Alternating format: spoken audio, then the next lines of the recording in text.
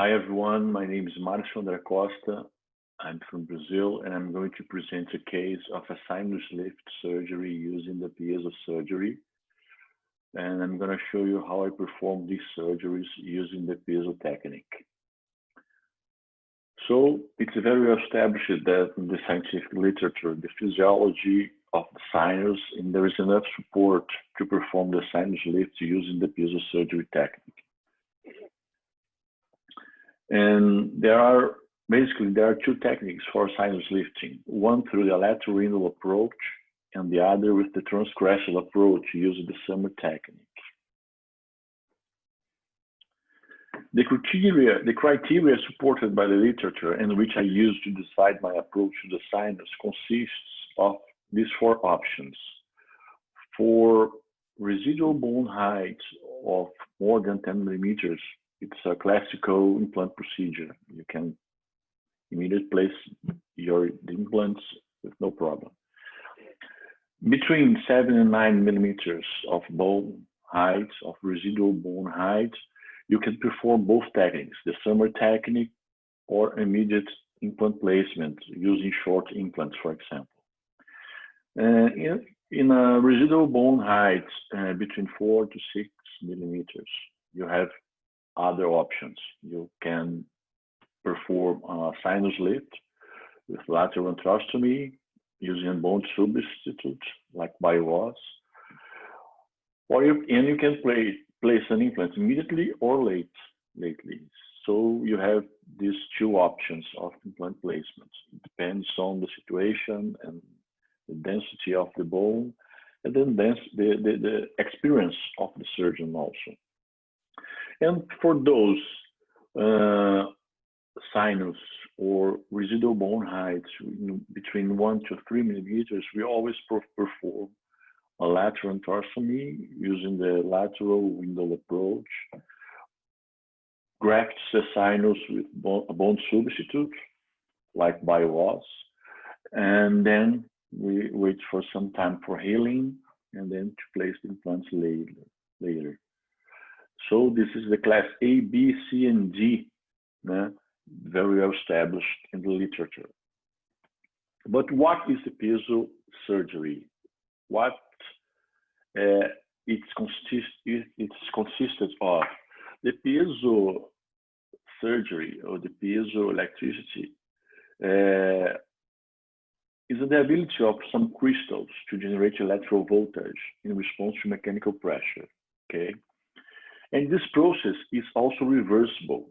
For example, if you apply an electric voltage, you can also produce mechanical pressure and tension. So this phenomenon is called the reversible piezoelectric effect that produces micro movements that will make the tip of the handpiece to provide the osteotomies. So the frequency of this micro vibration do not damage the soft tissues. And that's a big advantage of the Piezosurgery. So the advantages of the Piezo are cuts only hard tissues, no damage to the soft tissues. It preserves the soft tissues. Consequently, you have less bleeding. The micro vibrations provide less vibration on your hands when you're performing a surgery. So you have more precise osteotomies. The ultrasound also has a bactericidal effect on the surgical site with the cavitation effects, so-called cavitation effects produced by the irrigation and the ultrasound. All this together brings many benefits to the surgery and to the patient also. And these pictures illustrates the comparison of an osteotomy done with a bone burr, a bone saw, and a piezo.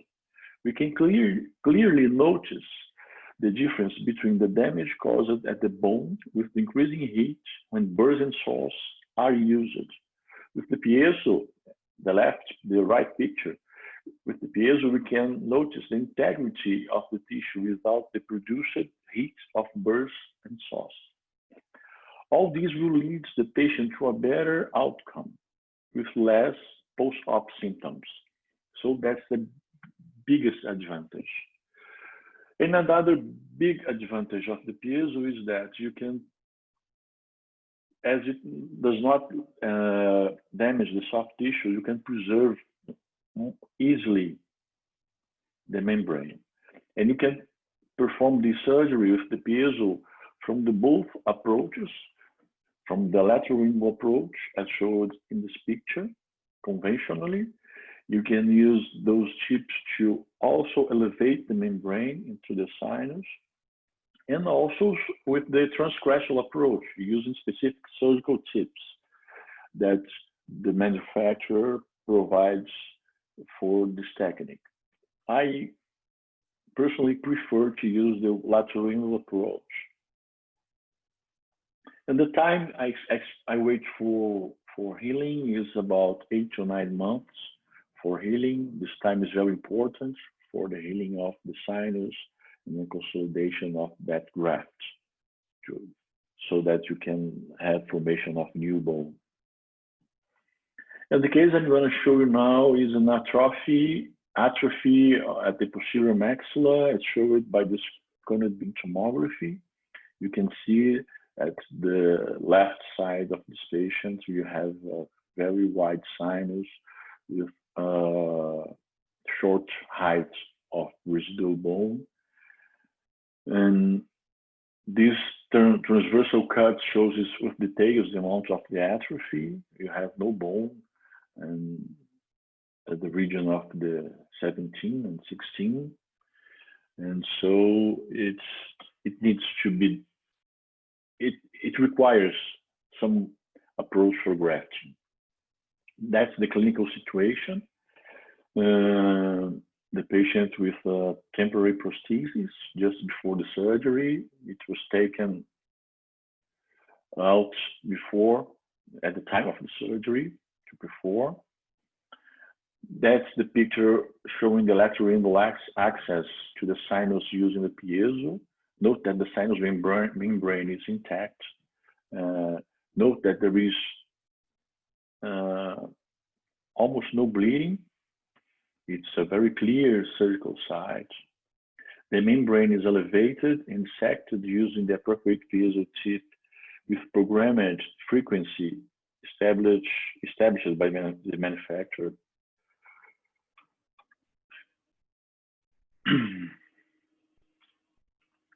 The membrane is then dissected and elevated to provide space for the bone graft.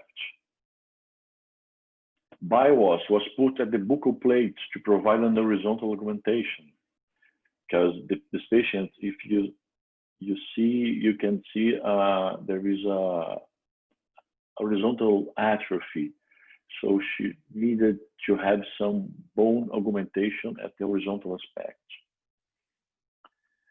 Then a bioguide membrane was placed and stabilized with pins to maintain the biomaterial according to the principles of the sausage technique. And the final suture with a monofilament thread was done. This is a video to illustrate how the procedure is done. And we can see the first step with the osteotomy using a diamond tip of the piezo. You can see that we are opening the lateral window approach. Note that the surgical site is very, very, very clear. The irrigation provides a continuous cleaning of the surgical sites, and you can see how the membrane is maintained in position. Now, another tip to separate the membrane from the bone, from the window, lateral window, that we've done with those tip, with that tip, diamond tip. Note that the irrigation helps to elevate the membrane. Now another tip to elevate the membrane carefully without damaging it. It's very important to maintain. and to preserve this membrane. See that it's very, very nice to see how easily the membrane is dissected and elevated. And now I use a PRF membrane to protect the sinus membrane. Sometimes I'm afraid that the bone substitute, the bios, can hurt the membrane.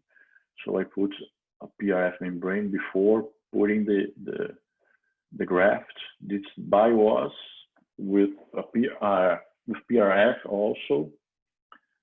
Place it inside the sinus, and then we put some bios with some bone chips collected from the ramus. Then we fix the membrane with the pins to provide the sausage technique successfully. This is the final suture.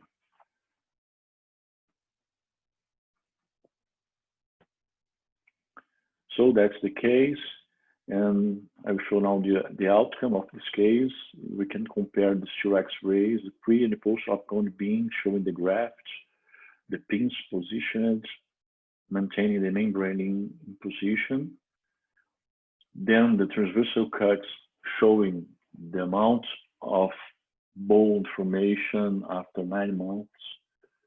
It's quite good. So this is the aspect during the surgery, and the bone formation at the re-entry to install the implants, the second stage. Note that the pins in the pins are in their original position after the resorption of the membrane. And the crucial aspect of the horizontal augmentation achieved. It's great to see how we improved the bone quality and the bone quality. And we took out some bone that was really during the placement of the implants, and we sent it to have some histological study. We can see bone formation and fragments of bios and those spaces with bone formation inside. Quite good. This is the final restoration showing the clinical result, the clinical outcome of this case. And the final panoramic X-ray showing the implants placed with the crowns, the prostheses, everything stable, very clear, very good, and the patient very satisfied with the final results. That's the case I would like to show you. I'd like to show you my contacts, LinkedIn, Instagram, and Facebook, my website. And we can discuss if anyone wants to discuss this technique and other grafting techniques, which I use most. Please feel free to contact me if you want. Thank you very much for your kind attention.